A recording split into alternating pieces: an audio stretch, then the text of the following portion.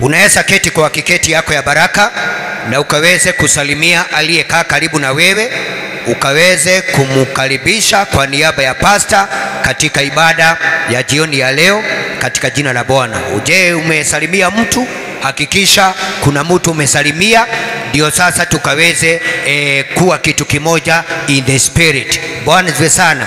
Bible inasema ya kwamba mahali wawili watatu wamekusanyika kwa jina la Bwana, Mungu yuko hapo. Bwana asifiwe sana. Kwa hivyo sio kila kusanyiko Mungu anakuanga, ni mahali watu wamekusanyika kwa sababu ya jina lake. Bwana asifiwe sana.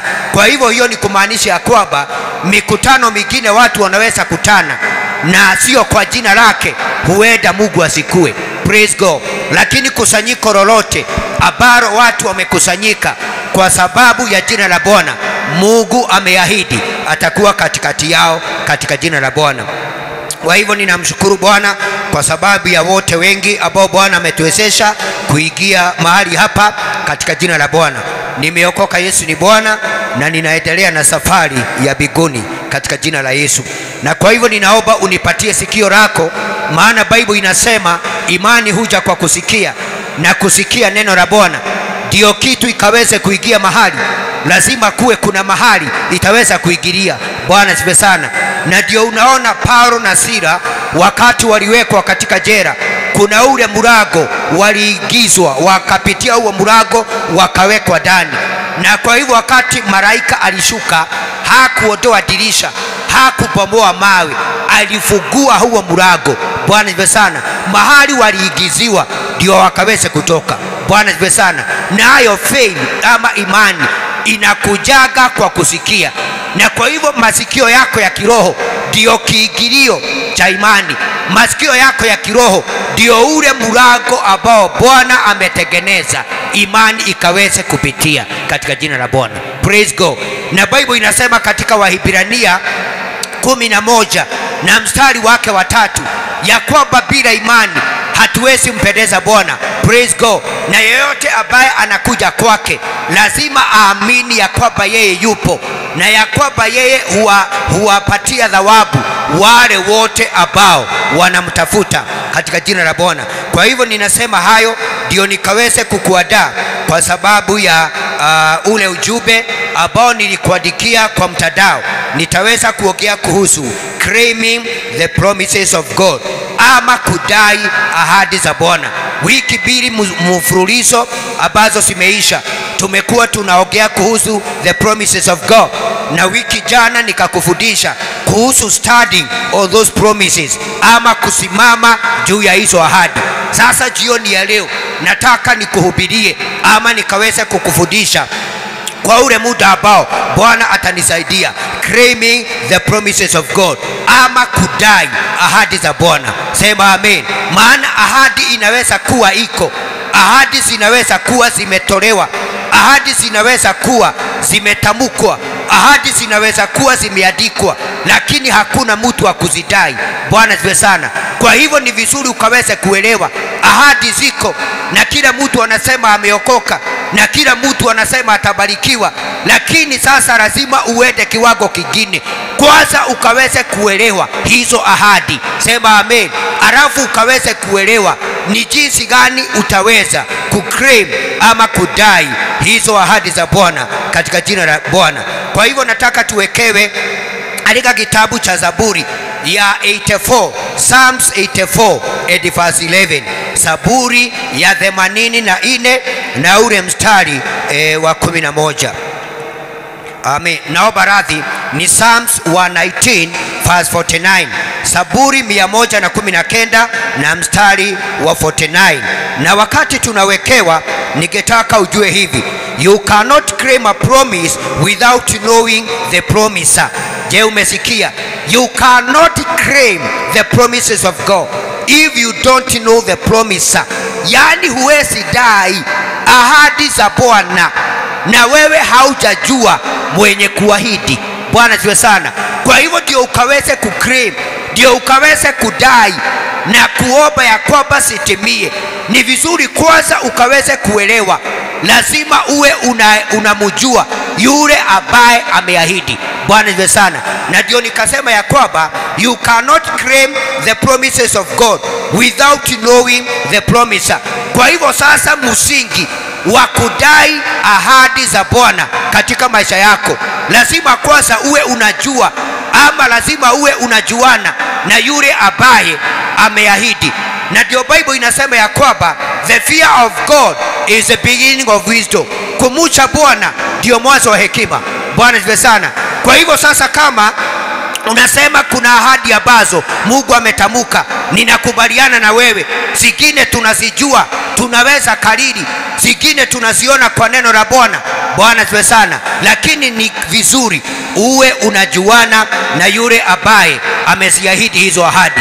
Likumbuke neno lako ulilomwambia mtumishi wako, kwa sababu umenitumainisha.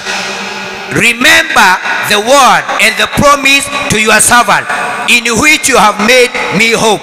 Huyu ni mtumishi wa Mungu Daudi, na hii ndio ninakuhubiria.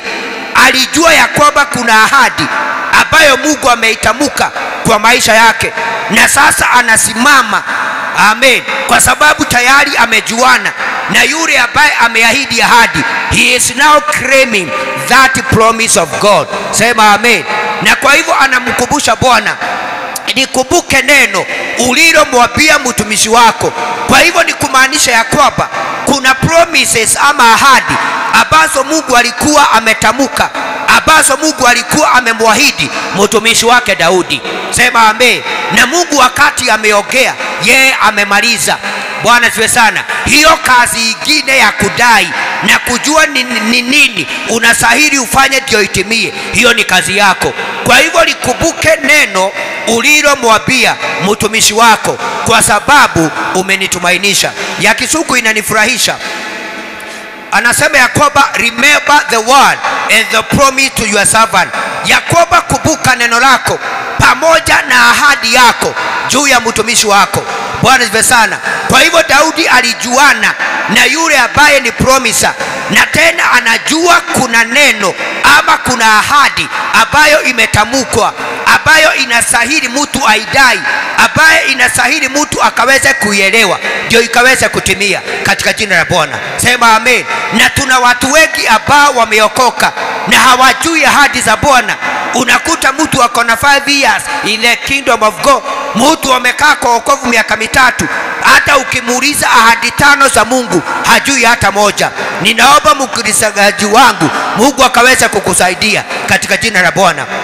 Sema amen. Ili ukaweze kujua ni nini Mungu amekuahidi, ni nini ambacho Mungu ametamka.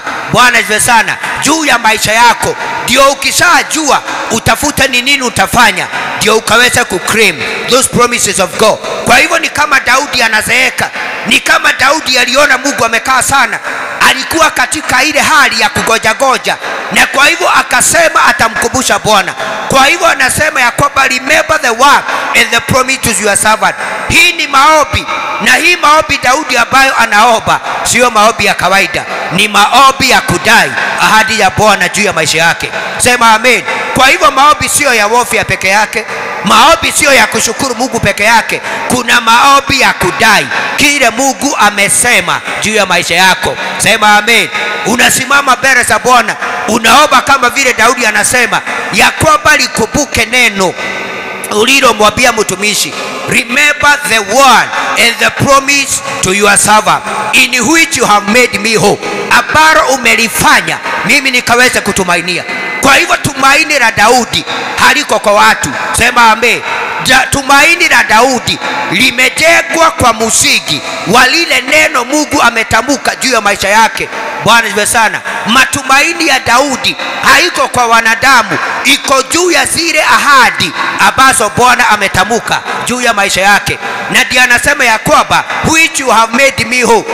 Hizo ahadi ambazo Daudi ameahidiwa na Bwana, Daudi anasema umenifanya nikaweza kutumainia katika jina la Bwana. Pigia Bwana makofi jioni ya leo. In the mighty name of the Lord. Kwa hivyo ni vizuri ukaweza kuzielewa hizo ahadi na ukaweza kuelewa jinsi ya kudai hizo ahadi ahadi katika maisha yako in the name of the Lord. So you cannot claim a promise without knowing the promiser. Kwa hivyo msingi wako tunaanza pale. Hiyo ndio basic. Wakati tulikuwa tunaenda shule, mtu alikuwa unapelekwa nasari. Nasari hata hakuna kusoma, watu walikuwa wanasoma. Unafundishwa kujipeleka msalani, unafundishwa kujitoa makamasi, unafundishwa kukaa na wale watoto wengine. Haukuwa unaenda kama umepatiwa kitabu uanze kuandika, ulikuwa unaenda pale. Kama mimi nakumbuka nililia sana, nilikuwa ninaona kama ni jela nimeweza kupelekwa, lakini nikafundishwa. Hapa ni shule, inabidi ukaweza kufundishwa. Pigia Bwana makofi katika jina la Yesu. Nayo foundation ya imani yako, sema amen, ni kujua kwanza yule ambaye ameweza kuahidi. Na ukijua huyo ambaye ni promiser, ambaye ni Mungu, sasa ukaweza kusimama, ukaweza kudai hizo ahadi katika jina la Bwana. Na kwa hivyo the Bible contains hundreds of promises, some made to individuals, nations and others intended for all the believers. Ninasema hivi, the Bible contains hundreds of promises. Ya kwamba Bible imejaa mamia ya ahadi. Zingine zimeahidiwa kwa mataifa, sema amen. Zingine zimeahidiwa mtu individual, sema amen. Zingine zimeahidiwa believers, amen. Na wewe na mimi ni believer, sema amen. Kwa hivyo kuna zile ahadi ambazo ziko kwa Bible, ambazo sio personal, ambazo sio individual, ni ahadi za nations. Bwana ndiye sana. Zingine zimeahidiwa watu individual. Bwana ndiye sana. Ni vizuri uelewe hivyo. God promises are rooted in his unchanging character. Ya kwamba ahadi za Bwana zimesimamishwa na God promises are rooted. Ya kwamba ahadi za Bwana zimesimamishwa na mizizi ya tabia ya Mungu ya kutobadilika. Sema amen. Kwa hivyo hizi ahadi ambazo tunaongelea kuhusu tukaweze kuzidai, tunaona ziko na mizizi. Na kitu yoyote ambaye itasimama lazima ikuwe na miguu. Kitu yoyote ambaye huwa inasimama, hata mti ukitolewa pale katika nasari, huwa unapandwa mahali ambapo mtu amechagua, alafu unapatiwa maji, unapaliliwa, unapatiwa borea, alafu huo mtu ukianza kukua huwa una develop mizizi. Sema amen. Ambayo kazi ya mizizi ni kuhakikisha huyo mti uko imara. Kwa hivyo ahadi zote za Bwana, God promises are rooted in his unchanging character. Kwa hivyo tunaona ya kwamba character ya Mungu ni tabia ambayo yeye hawezi badilika. Na ndio unaona kwa Bible inasema ya kwamba watu hubadilika, marafiki hubadilika, majira hubadilika, hali hubadilika, sema amen. Lakini Mungu peke yake na ahadi zake, yeye hawezi kubadilika. Na ndio tukasema ya kwamba God promises are rooted in his unchanging character. God is always faithful to do what he has promised. Ya kwamba Mungu majira yote yeye ni mwaminifu kutimiza na kufanya kile ambacho ameahidi. Sema amen. God is always faithful. Praise God. Amen. Nilisahau na kusima ni pasa na nipigia na ubaradhi. Praise God. He is always faithful to do what he has promised. Mungu wakati wowote yeye ni mwaminifu kutimiza zile ahadi ambazo ameahidi. Bwana ndiye sana. Kwa sababu hapo mbele nimesema ya kwamba character yake ama tabia yake ni ile ya kutobadilika. God promises are demonstrations of his power and ability. Yani ahadi za Bwana ni dhihirisho za nguvu na uwezo wa Mungu. Bwana ndiye sana. Kwa sababu wakati Mungu anatimiza ahadi yake, huwa anatudhihirishia ya kwamba ako na ability, ya kwamba ako na power ya kufanya na kutimiza kile ambacho ameahidi. Pigia Bwana makofi in the name of the Lord. So God promises a demonstration ya kwamba ahadi za Bwana ni dhihirisho ama ni manifestation ya nguvu zake na ability yake katika jina la Yesu. Claiming God promises require faith, trust, confession and obedience. Ya kwamba ndio ukaweze kudai ahadi za Bwana, it requires faith. Inahitajika ukuwe na faith katika jina la Yesu. Sema amen. For you to claim the promises of God, lazima ukaweze kuwa na faith katika jina la Bwana. Pigia Bwana makofi in Jesus name. Ndio hizo ahadi ukaweze kudai ya kwamba Mungu umesema nitakuwa mkubwa, Mungu umesema mimi utanitumia, Mungu umesema nitakopesha sitakopa. Bwana asifiwe sana. It need faith. Bwana asifiwe sana. Na kwa hivyo njia moja ya kuclaim the promises of God ni wewe kuwa mama ama ni kuwa ndugu wa imani katika jina la Bwana. Na ndio ninakuombea imani yako ikaweze kuinuka katika jina la Bwana. Maana ndio unaona katika salvation tunaenda na viwango. Hapa tuko viwango tofauti. Kiwango yako haitoshani na huyo mwingine. Bwana asifiwe sana. Inategemea na vile unajitolea, inategemea na vile unatafuta Mungu, inategemea na vile unazama na unapodeka, ndio neema ya Bwana ikufanyie kazi. Sema amen. Inategemea na vile wewe huwa unajimwaga mbele za Bwana katika jina la Yesu. So number one, for you to claim the promises of God, it requires faith in your life in Jesus name. Ndio wewe ukaweze kudai hizo ahadi za Bwana, inahitajika imani katika jina la Bwana. Ndio Bible imesema ya kwamba katika Wahibrania 11, ni utaninukuru nikisema fasi ya kwamba without faith it is impossible to please God. Nasoma Bible, for whoever comes to God must believe that he is, and that he is a rewarder of all those people who seek him diligently. Yeyote ambaye anamwendea Mungu, number one, lazima ya kwamba amini yupo. Sema amen. Na tena aamini ya kwamba yeye huwalipa, ya kwamba wewe huwatunza wale ambao wanamtafuta kwa bidii katika jina la Yesu. So for you to claim the promises of God, it requires faith. B, it requires trust. Ni vizuri kutrust ama kutumainia ama kumwamini huyo ambaye ameweza kuahidi. Na ndio anasema katika kitabu cha Nabas ya kwamba yeye sio muongo akaweza kudanganya. Yeye hawezi ongea uongo. Kama amesema atakutumia, atakutumia. Sema amen. Kama amesema utakuwa mtu mkubwa, utakuwa mtu mkubwa in the mighty name of the Lord. Kama amesema utatoka hiyo jela, hata milango ya kuzimu haitazuilia katika jina la Bwana. Sema amen. Kwa hivyo for you to claim the promises of God, it requires faith. B, it requires trust. It requires confession. Hiyo ni ile kukiri. Unakaa ukikiri ya kwamba Mungu umesema I be great in the land. Unashida ukikiri katika jina la Bwana. Praise God. Manake wakati mwingi huwa tunakiri vile tumeshindwa. Wakati mwingine unashida ukitaja shetani, usimtaje, haustahili kumtaja. Nisalimie hivi katika jina la Bwana. You must confess. Bwana asifiwe sana. Ya kwamba Mungu umesema utafanya hiki. Mungu umesema nitatoka one glory niende utukufu mwingine.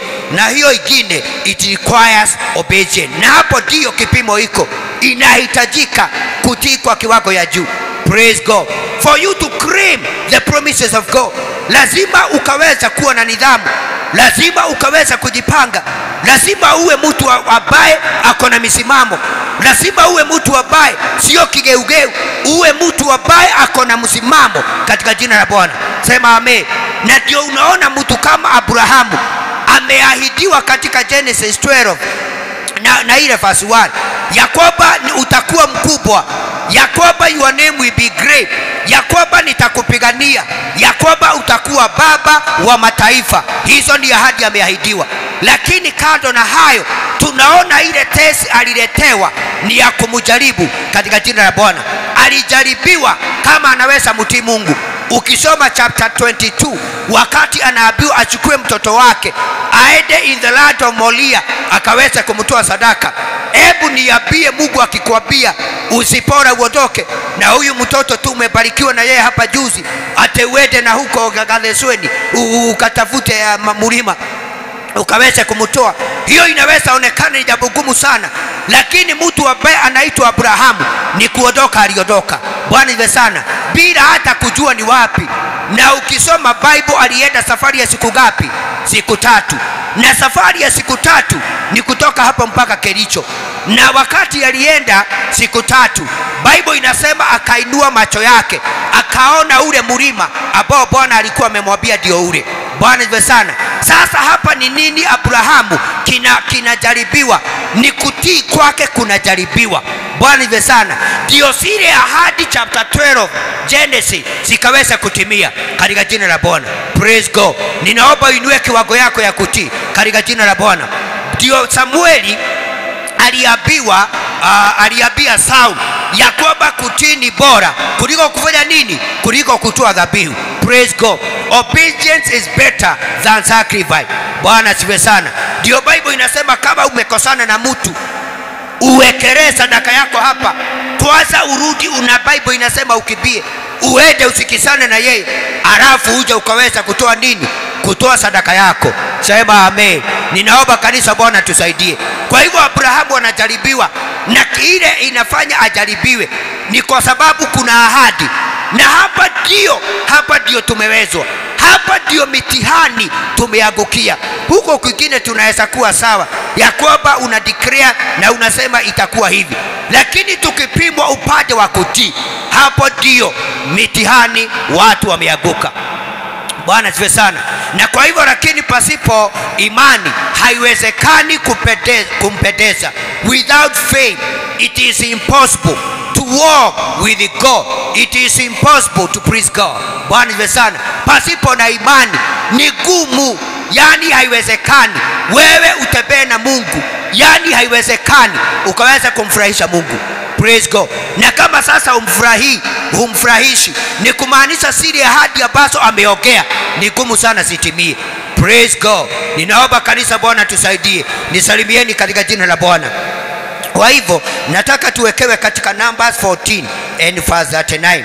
Numbers ni kitabu cha Hesabu na Kiswahili 14 na 39 katika jina la Bwana. Kwa hivyo claiming God promises, it require faith, it require trust, it require confession, and it requires obedience. These promises cannot be claimed unless you have a relationship with Jesus Christ. Sikia point ingine. You cannot claim the promises of God to be fulfilled as in your life. Sema amen. Kama hauna ushirika na Yesu Kristo ambaye yeye mwenyewe ameweza kuahidi. Na ndio unaona wakati mwingi hata wale watu huwa kama jana na kuaga hapa nikaweza kuombea, ni tukiongea mtu akiniambia, kuna swali huwa nauliza mtu, uhusiano wako na Mungu uko namna gani? Bwana iwe sana. Maana yule mwenye kuahidi kama unataka atimize, na wewe umemfugia ije, si anasema amesimama kwa mlango anagoga mfungulie. Sasa kama umekataa na mlango wa roho yako kumfungulia, atatimiza hizo ahadi namna gani? Sema amen. Kwa hivyo tunaanzia pale, ukaweza kumfungulia, ndio akaweza kufanya nini? Kuingia. Ndio sasa akiingia ndani yako, ukaweza sasa kumwambia karibu, timiza kile ambacho umeahidi katika maisha yangu. Kwa hivyo these promises cannot be claimed unless you have a relationship with Jesus Christ. Na hapa ndio udanganyifu unaingia in the kingdom of God.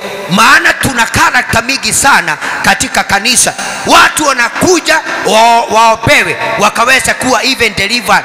Sasa unaangalia yule anataka kuwa delivered, yeye ni mwenye dhambi. Sasa kama yule ambaye anataka amkoboe haja mkubali, atakuwa delivered namna gani? Praise God. Hebu nisalimieni katika jina la Yesu. Na ndio unaona kuna mafundisho gushi, kuna mafundisho ya kupotoza watu, kwa sababu ile injili ya repentance imeweza kuondoka. Na hiyo ndio mimi nimeitiwa nikaweze kuhubiri. Pigia Bwana makofi. So these promises cannot be claimed unless you have a relationship with Jesus Christ. Kwa hivyo kama unataka hizi ahadi zikaweze kutimia, angalia sana uhusiano wako na Mungu katika jina la Bwana. Angalia vile mnatembea na yeye. Bwana siwe sana. ikivika ni mambo na wokovu, sio kuokoka tuliokoka, ni wewe uliokoka. Na Bible inasema namna gani? Work out your salvation with what and what? With fear and trembling. Yani ufanyie wokovu wako kazi kwa uoga na kutetemea. Unasikia sasa kiwango ya wokovu? Yani wokovu huwa unafanyiwa kazi. Unafanyia wokovu kazi. Unakuja kwa ibada kama hii, unafanyia wokovu wako kazi. Wiki ijayo tuna maombi hapa ya siku 3. Bwana asifiwe sana. Unajipanga mapema, unakuja kufanyia wokovu wako kazi na kufungua milango na kukaribisha uwepo wa Bwana, ndio milango ikaweza kufunguka. In the mighty name of the Lord. Pigia Bwana makofi katika jina la Yesu. God's promises are activated by his power as we exercise our trust in him. Many promises are conditional, fulfilled as we live with integrity. Yakoba, sikiza hii. Many promises are conditional, fulfilled as we live with integrity. Yakoba, ahadi nyingi za Mungu ni zile ambazo ziko na masharti. Masharti ni kufanya namna gani? Do this, I do this. Bwana asifiwe sana. Hebu niwekee kwanza Deuteronomy chapter 28 and verse 1. Kumbukumbu la Torati 28 verse 1. Many promises are conditional,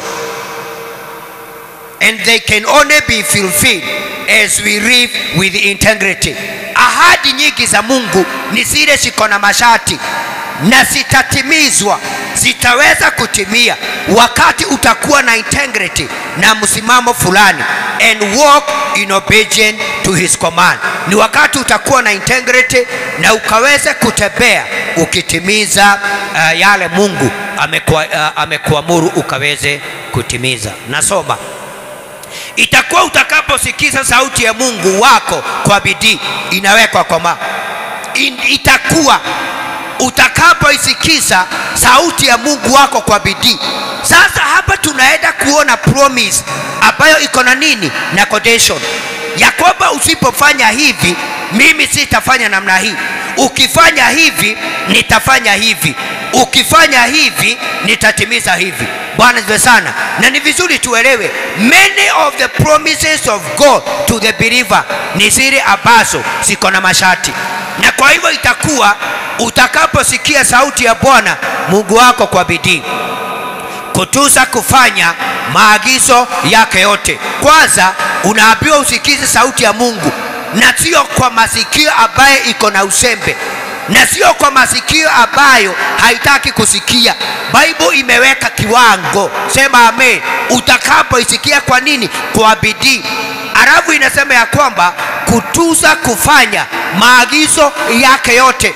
Kwa hivyo kuna sauti ya Bwana na kuna ile maagizo ambayo Bwana ametuagiza. Sema amen.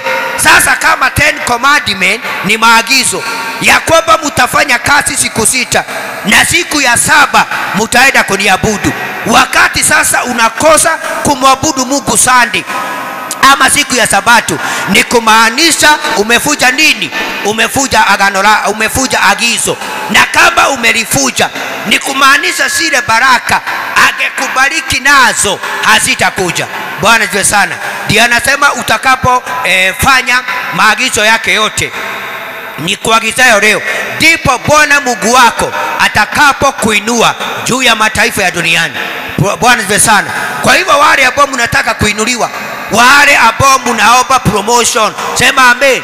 Promotion spiritually, hata materially. Na si umeokoka, angalia kiwango yako ya kutii. Angalia kiwango yako ya kusikia sauti ya Bwana. Angalia kiwango yako ya kutii maagizo ambayo Bwana amekuagiza. Maana Bible inamalizia, ukitii maagizo yake yote na kusikia sauti yake kwa bidii, Mungu sasa ndiye ataliact. Sema amen. Mungu ndio sasa atakuinua, na hata kuinua hapa juu, atakuinua juu. Ambie mwenzako utainuliwa juu. Atakuinua juu ya mataifa yote ya duniani. Now it shall be, if you diligently listen to and obey the voice of the Lord your God, being careful to do all his commandments which I am commanding you today, the Lord your God will set you high above all the nations of the earth. Are you praying for God to set you up, or you on high? Amen. Unaomba Mungu akuinue juu. Bwana asifiwe sana. Angalia A na B kama umeweza kutimiza. Praise God. Na hivi ndivyo makanisa haifundishi. Bwana asifiwe sana. Watu wanaambiwa kujeni vile mlivyo, tuibe kidogo, bingu imeshuka. Bwana asifiwe sana. Ndio ukaweze kuinuka, ni mafundisho. Pigia Bwana makofi.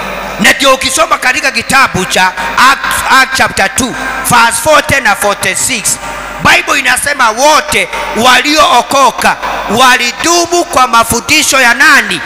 Ya mitume. Kila siku wanamega mkate pamoja, wakisali pamoja, na neema na kibali zikaweza kuongezeka. Praise God. Kwa hivyo ahadi za Bwana nyingi ni zile ambazo ziko na masharti. Turudishe mahali tulikuwa, in Jesus name. Tunaenda kuona God promised Israel a lot of prosperity and protection. We're gonna see now here God promising the children of Israel. Aliweza kuahidia nini? Prosperity. Aliweza kuahidia protection.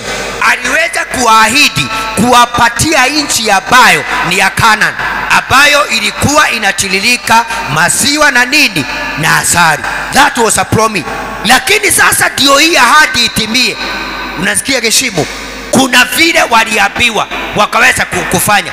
Kama wakiwa jangwani waliambiwa wasiabudu mungu mwingine, na wakati walikuwa jangwani walitengeneza mungu wa ile dama ambayo Harun yeye mwenyewe alitengenezea watu. Naomba tusome. Kisha Musa akawaambia wana wa Israeli wote maneno haya, na hayo watu wakaoboresha sana. Tuendelee. Wakainuka na mapema asubuhi, wakakwea juu ya mlima hata kileleni, wakisema, tazameni, sisi tupo hapa, nasi tutakwea kwenda mahali Bwana alipotuahidia. Praise God. Umetuwekea Numbers 14:39.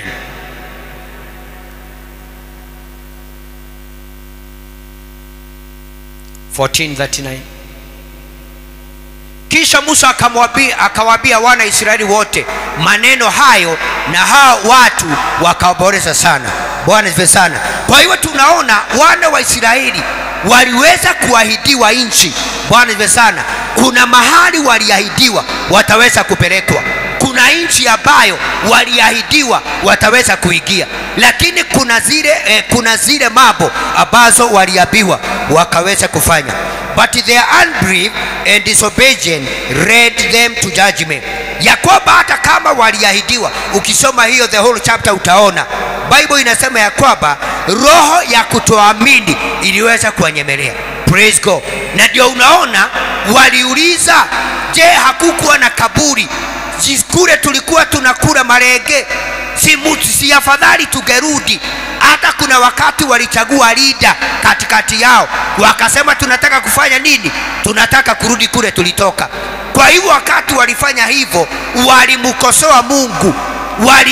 Walikuwa anasema kwa njia nyingine ni kana kwamba Mungu amekosa ability ama power ya kutufikisha ile nchi. Na kwa hivyo Mungu akaweza kujudge ama kuleta hukumu kwa wale watu wote ambao roho ya unbelief iliweza kuwatembelea. Na nina judgment gani Mungu alileta? Bible inasema Mungu akamwambia Musa ya kwamba abia wana Israeli, all those people who are 20 years and above, wote ambao wako na miaka 20 kwenda juu, watafanya nini? Hawataingia. Mifupa yao mizoga itatakapakaa katika nyika. Na wale watoto wabao wanasema watakufia jangwani, hao ndio wataingia. Bwana asifiwe sana. Kwa hivyo kwa sababu ya kutoamini, Mungu akafanya wasikaweze kuingia hiyo Kana. Na hivi ndivyo inafanyika wakati Mungu amesema ya kwamba atakuinua, na wewe unafungua milango ya sauti zingine na unaamini hizo masauti, unamkosoa Bwana. Na ninaomba Bwana tusaidie in the mighty name of the Lord. Na ninataka kusema hivi kanisa, wewe usiende na maneno ya watu kule nje. Sema amen. Ndoa yako isitawaliwe na maneno ya watu. biashara yako isitawaliwe na maneno ya watu, itawaliwe na ahadi za Bwana katika jina la Yesu. Maana ikifika ni kwa familia, kuna vile Mungu amesema kwa family. Ikifika ni mambo na biashara, kuna vile Mungu ameongea kuhusu kazi ya mikono yetu. Sema amen. Na kwa hivyo kama biashara yako itatawaliwa na sauti, itatawaliwa kwa hiyo nini? Kwa hiyo sauti ambayo Mungu ameongea. Mizogo yenu amepata mawazo yangu, mpigie makofi.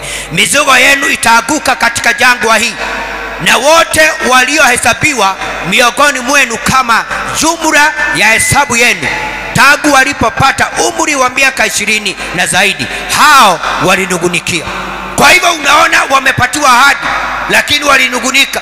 Na wengine hapa mnanungunika, unasema Mungu umeniacha, Mungu ninaona kama hunipendi, Mungu ninaona kama ulinisahau. Naomba hiyo manunguniko iishe katika jina la Bwana. Praise God. Mungu hajasahau na wewe, Mungu hajasahau na kazi yako, Mungu hajasahau na kukuinua. Amen. Yeye ni Mungu wa utaratibu na mipango. Mpigie Bwana makofi in Jesus name. Na yeye atakuja kwa wakati wake. Na kwa hivyo walikosa kumwamini Bwana, wakafungua milango ya kunungunika, kama vile wengine wenu sasa mmeanza kunungunika ya kwamba kutoka Januari hakuna pesa nimesave, kutoka Januari hata sijui ni itakuwa namna gani. Itakuwa sawa, maana Mungu anatawala. Pigia yeye makofi katika jina la Bwana. Kwa hivyo Bible inasema mizoga yenu, mahede manyu, your dead bodies will fall in the wilderness. Naomba hivyo, this is not your portion in the mighty name of the Lord. You gonna see your Canaan in Jesus name. You gonna enter your Canaan. Hii hukusikia, utaingia Kanani yako, utaona Kanani yako. Pigia Bwana makofi katika jina la Yesu. Maana wanaambiwa your dead bodies will fall in the wilderness, even all who are numbered of you. Your entire number from 20 years old and upward who have murmured against me. Mungu alikasirika, manake amejaribu neno lake mara 7. Anaona amewaahidi, amewapatia wigu usiku na moto linawamulikia. Sema amen. Yani Mungu ametoa tochi yake kutoka mbinguni, anawamulikia, na hii hawaoni tena. Mchana kuna wigu linawaongoza wakiwa katika jangwa, wakasahau na hii tena. Wamesahau ile mapigo 10 Mungu alipiga Farao nayo ndio akaweza kufanya nini? Kuachiliwa. Wazaliwa wote wa kwanza wa wale wakauawa, maji kabadilika ikawa damu, kukawa na fiura, kukawa na magonjwa, na wakashuhudia. Praise God. Wakashuhudia kwa jirani mtoto wa mzaliwa wa kwanza akiuawa, na wao wamepaka miimo ya milango yao damu ya yule kondoo walichinja, na malaika wakivu wakapita. Baada ya kushuhudia haya yote, waliweza kulalamika. Ninaomba wewe usiwe mmoja wao in the mighty name of the Lord. Usilalamikie Mungu aliyekuita. Kazi ambayo ameanza ndani yako atatimiza. Pigia yeye makofi in Jesus name. He is faithful to finish what he has started in your life in Jesus name. Kwa hivyo wakanungunika. Fazi hiyo ingine, hakika yangu hamutaingia nyinyi katika nchi gaini ya Rakara, except for Caleb the son of Jephunneh. Hakika yangu hamutaingia. Mungu anasikia ubaya. Unaona hata anaapa na jina lake, anasema hii na Kikuyu nuku kama yaga hii. Hiyo mama Regina mnasemaga namna gani kikweli? Akiangai. Najua hiyo. Sasa ndio Mungu anasema hakika yangu hamutaweza kuingia nyinyi katika hiyo nchi, kwa sababu ahadi ilikuwa na Mungu. Kwa sababu akiahidi atatimiza. Alisikia uchungu, alisikia hasira yake itaongezeka akiona vile amewaahidia. Kwanza ile nchi waliahidiwa ilikuwa na asali na ilikuwa na maziwa. Wakaambiwa ya kwamba watakuta mizabibu imepandwa, kazioni kuanza kukula. Nini ingine waliahidiwa? Waliahidiwa watakuta huko kuna manyumba ambayo hawajajenga, na wataanza kufanya nini? Kukaa. Pia wakaahidiwa mambo mengine, lakini hawakuamini. Badala ya kuamini walinungunika. Na kwa hivyo Mungu akasema hakika yangu nyinyi hamutaingia. Ambao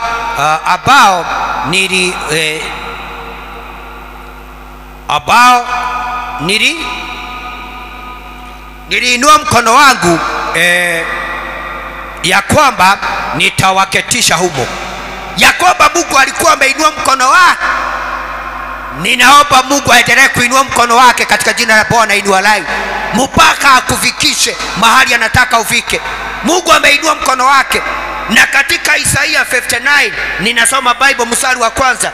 The Bible says the hand of God is not shortened that it cannot save. Mkono wa Bwana sio mfupi, hauwezi kuokoa. Bwana asifiwe sana.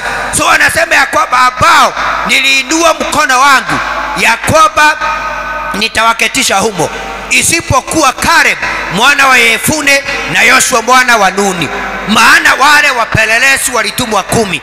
Ni Joshua na Caleb the son of Jephunneh ambao walisema hawatakubaliana na sauti zile ambazo zilikosoa sauti ya Bwana. Sema amen. Mungu akasema ya kwamba ni Joshua the son of Nun, not one of you shall enter the land of which I swear. So except for Caleb the son of Jephunneh and Joshua the son of Nun, not one of you shall enter the land in which I swore an oath to settle you. Kwa hivyo Mungu alikuwa ameapa. Na ndio unaona hata mtu akiapa, wakati unasimama kotini kutoa ushuhuda, unaambiwa uinue Bible ama Quran, unasema ninaapa ule ushuhuda nitatoa, ile maneno nitaongea hapa ni ya kweli.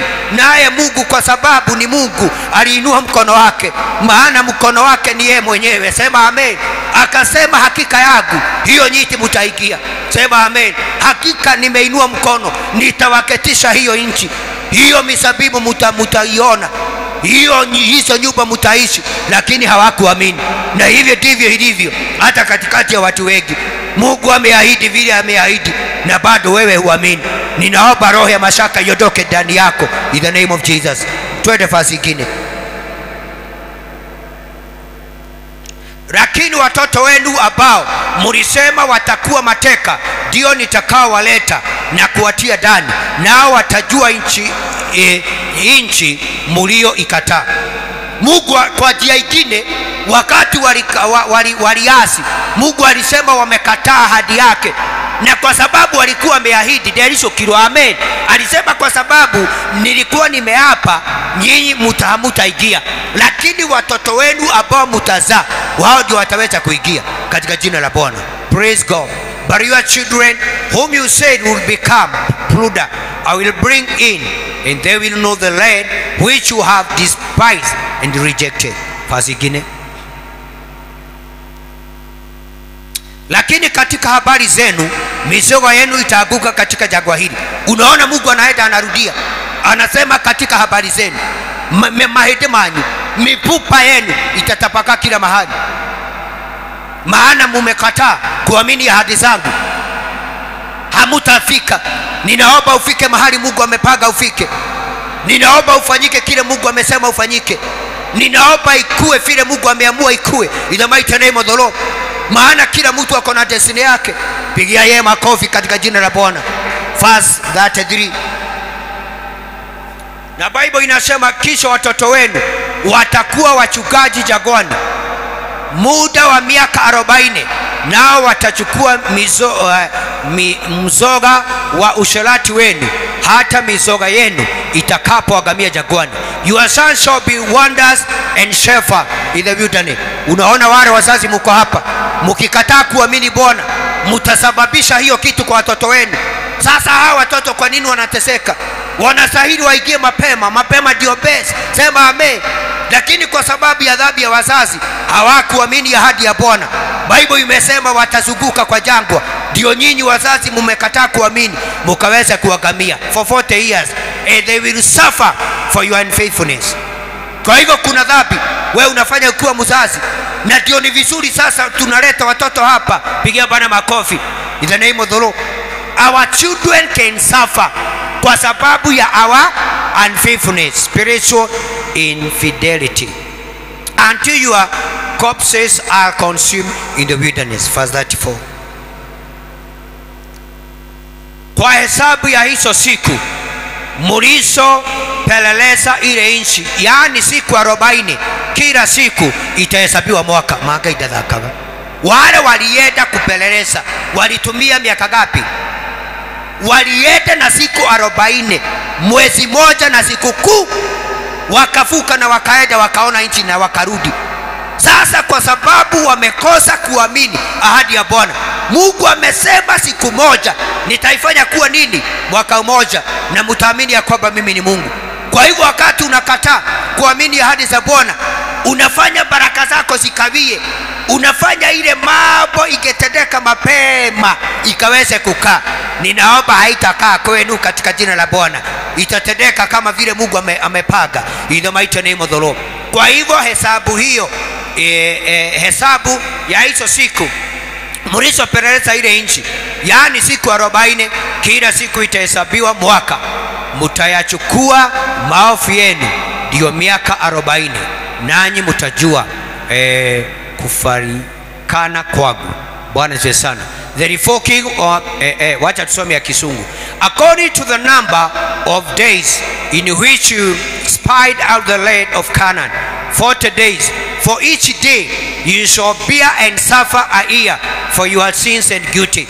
For 40 years, and you shall know my displeasure, the revoking of my promise, and my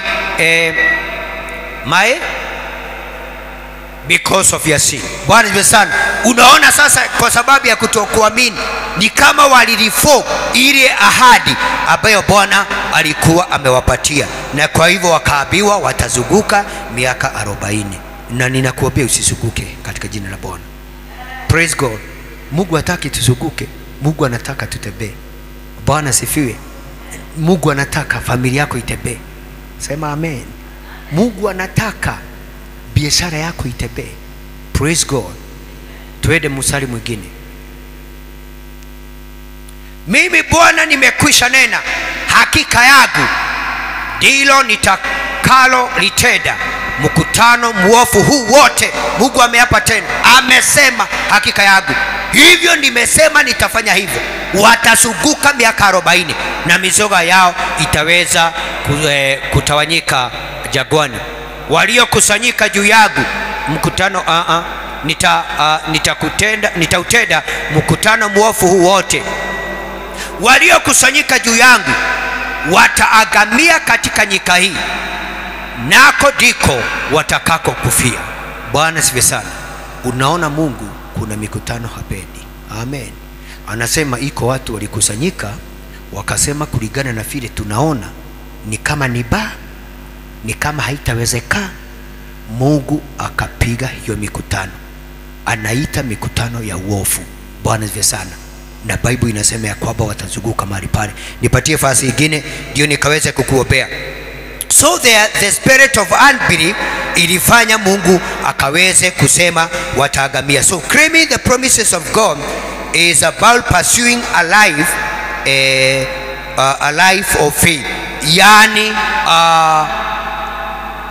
ndio ahadi za Mungu sikaweze kutimia na ukaweze kusikrim, ni kule kutembea na imani katika maisha yako. Kisha hawa watu ambao Musa aliwatuma wapeleleze nchi, waliorudi na kufanya mkutano wote kunugunika kwa walivyoleta habari baya juu ya nchi. Bwana asifiwe sana. Mimi nauliza, utaamini habari ya nani? Utaamini habari ya Mungu ama habari ya watu? Praise God. Na ndio mimi sisikizaki maneno ya watu, in the name of Jesus. Mimi nasikiza maneno ya Mungu. Pigia Bwana makofi. Usijenge maisha yako kwa vile watu wanasema. Usijenge your family na sauti za watu. Jenga familia juu ya ahadi za Bwana. Kile Mungu amesema familia yako itakuwa hivyo katika jina la Bwana. Twende fasi nyingine. Amen. Praise God. Kwa hivyo ni vizuri tukaweza kusaidiwa na Bwana so that we may claim the promises of God. So we claim God promises through prayers. Huwa tunakiri ahadi za Bwana kupitia kwa kufanya nini? Kupitia kwa kuomba. Bwana asifiwe sana. Na ndio tulitangulia na kusoma Psalms 119 verse 49. Daudi anakumbusha Bwana, ya kwamba isipokuwa ni neno lako, turudi pale ambalo nimetumainia, ningekuwa sasa sina tumaini. Kwa hivyo ni vizuri wakati unaomba, Bwana ndiye sana, unaomba maombi ya kuclaim na kudeclare na kukumbusha Bwana umesema itakuwa hivi, ninaomba ukaweze kutimiza. In the mighty name of the Lord. Sema amen. Likumbuke neno ulilomwambia mtumishi wako.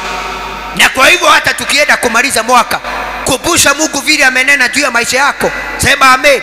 Kumbusha Bwana ahadi kadhaa ambazo ameongea juu ya your family. Mwambie Bwana unatumainia those promises. Ya Kizungu inasema remember your word and the promise to your servant in which you have made me hope. Daudi anasema tumaini lake ameliweka kwa hizo ahadi. Hebu nipatie Joshua 14 and verse 6 ndio nikuombee katika jina la Bwana.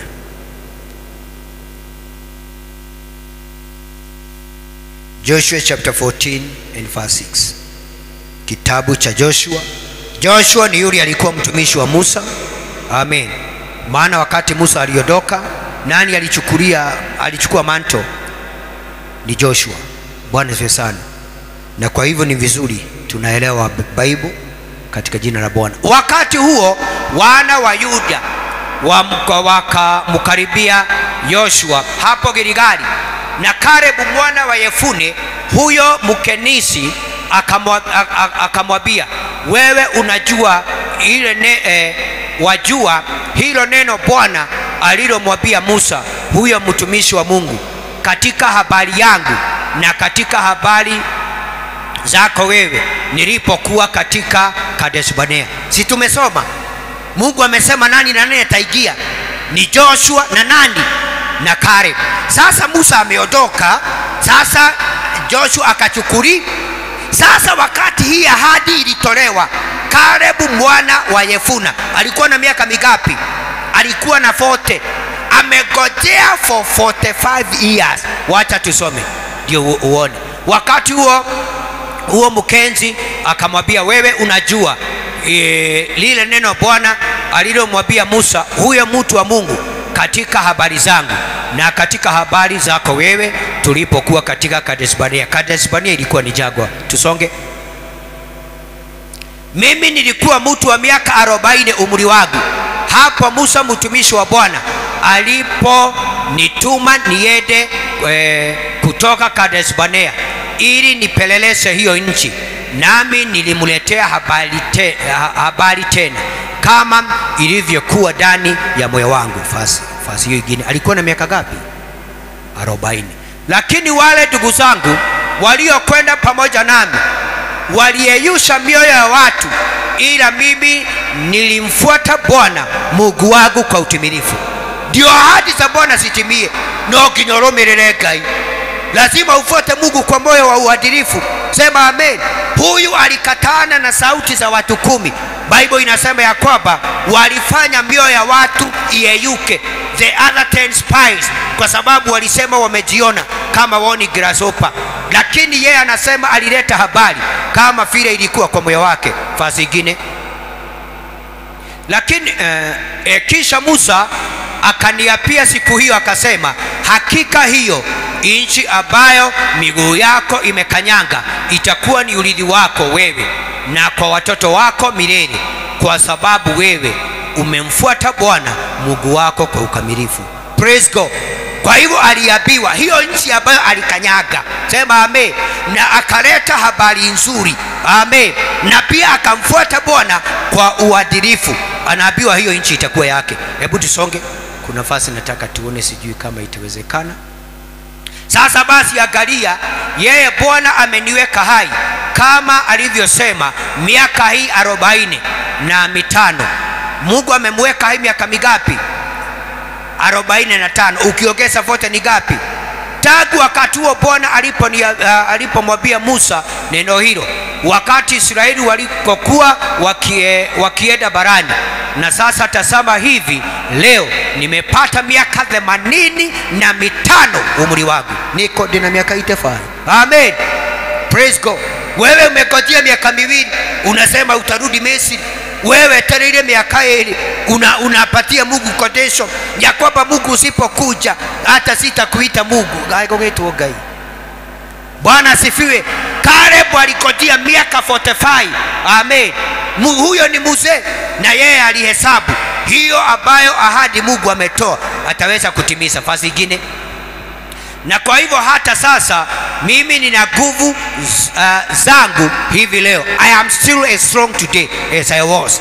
Mtu akiwa na promise anakuwa strong in the name of the Lord. Hawezi kuwa weak, maana uko na nini? Uko na ahadi. Na ninaomba ahadi ambazo Bwana ametuahidia zikatupatie nguvu ya kuendelea katika jina la Bwana. Simama na miguu yako, uinue mikono yako mbele za Bwana. Mwambie Bwana, ninakushukuru kwa sababu ya ahadi ambazo umeniahidia, ambazo umeahidia familia yangu, ahadi ambazo umeahidi hata kuniinua. In the name of the Lord, inua mikono yako mbele za Bwana. Rika baganda babu shalabinazi zibene zela binazina rabina kaya imba raba raba raba raba raba raba yagarima kakabagada. We claim your promises, O God. They are yes and amen, O God. Your promises are true. Imagala bagada yoposhele baganda. Ahadi zako ni za kweli, ahadi zako ni za kuaminika. Tunaliinua jina lako, tunalibariki jina lako Bwana. Shirani roshia kuneshia magai. Ahadi zako ni na tena ni amina. Zabina rabina zokodo bakina lagadia zabina zina la bagada. Uinuliwe Bwana, timiza ahadi zako juu ya maisha yetu Bwana. Umeahidi Bwana kutusaidia. Umetuahidi katika Zaburi ya 20 utatutumia msaada Bwana kutoka katika madhabahu ya mbinguni. We pray the name of the Lord. Tuma msaada wako Zagadia zabina salabidaya yebaganda rikabaganda baganda makabaganda baganda labinaya zibinina mahandele bazina rabana baganda bakanda baganda baboria zubina zina rabina kata rikata kada bagada. Abia Bwana atimize ahadi zake. Shinahanda zagina kakaya babu zubini zebada zalaba shalaba handebu shaba Oshibibibo sabinaya zelelele liro sadira shalagadira rikata kadibagada bayondorobo sharabagada. In the name of Jesus we praise you, Jehovah God. Yele mazina rabana indelebo shalabagada.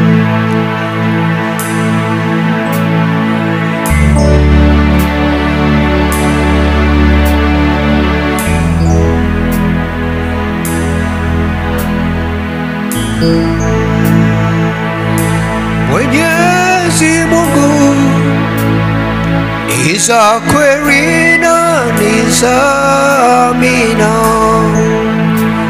ulizotuahidia sisi, hakika wewe utatimiza sasa.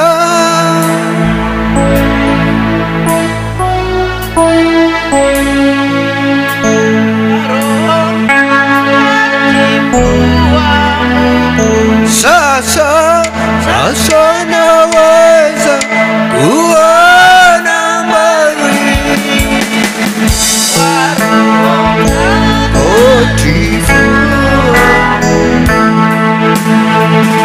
ahadi zake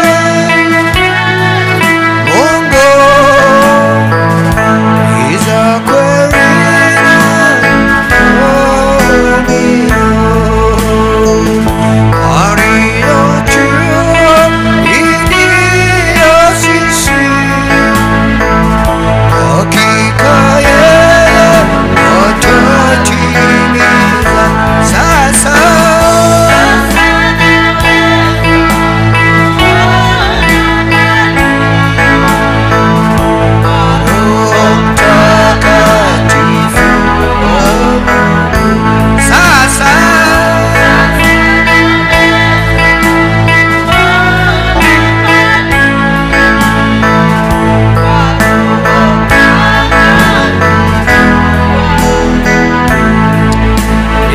Sasa ndio nikaweze kukuombea. Kuna ahadi unaambia Bwana itimize.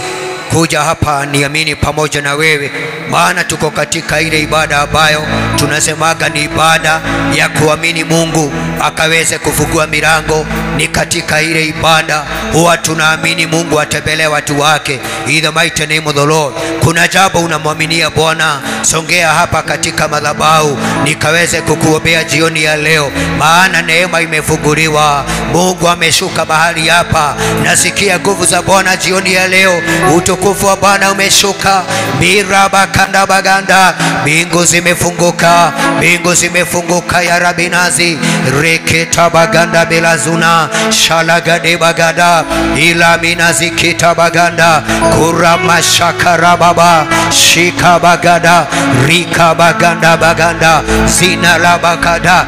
Kwani munatokea kanisa mzima ni sawa. Sharabaganda, ila mayagadaba, ya magada. Inua hiyo mikono, adai hiyo ahadi, abia Bwana timize hiyo ahadi, maana yeye ni mwaminifu. Shakadina zaina ragada, sharabagada, mashete bede bidazu, ibarabaganda bagada.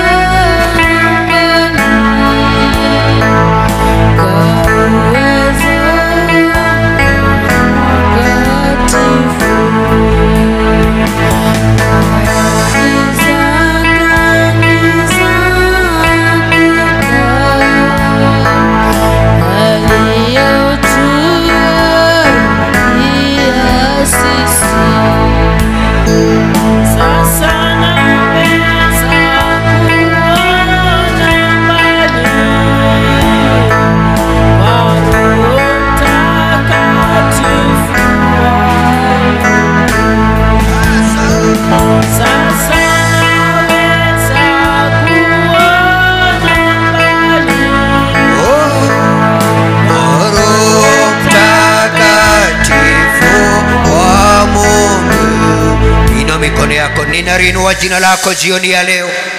Asante Bwana kwa sababu umeshuka. Makatayande bababoria. Angalia imani ya watu hawa Bwana. Angalia imani walionayo na mtumishi wako Bwana. Angalia vile Bwana wamekusanyika katika madhabahu yako. Timiza ahadi zako juu yao Bwana. Timiza Bwana kile umewahidia Bwana. Timiza katika jina la Yesu. Ninaomba Bwana utimize ahadi zako Bwana. Rimama mepelebo zelebene zelelelebose. Wale wanataka uponyaji wa miili yao, ninaomba wapone katika jina la Bwana. Wale wamekuja hapo wakiwa wagonjwa, ninaachilia uponyaji Bwana, maana umesema kwa mapigo yako tumepona. Pokeeni uponyaji katika jina la Bwana. Wale mko na maumivu katika miili yenu, pokeeni uponyaji jioni ya leo. Sherere lirabirese, sherere lireberebo, yerebo siribe serebai parirai malabagada. Wale munaamini ya Bwana kuwafungulia milango ya mapato, milango ya kazi, milango ya biashara, ninaomba hiyo milango ifunguke. Hiyo milango ifunguke. Hiyo milango imefunguka. In the name of Jesus. Mbingu zenu sifunguke. Mbingu yako ifunguke. Mbingu za biashara, mbingu za biashara sifunguke. In the name of Jesus. Ila bina zina la mina zila bilaya. Wale munapigwa kazini, ninakomesha hizo vita katika jina la Bwana. Wale munapigwa kazini, wale munapigwa kibiashara na mahali munaishi, ninanyamazisha sauti za maadui wenu katika jina la Bwana. In the name of Jesus. Ninatangaza ulinzi wa Bwana na ninaomba Bwana wapiganie. In the name of Jesus. Father, we bless you. We honor your name. Lift your hands up.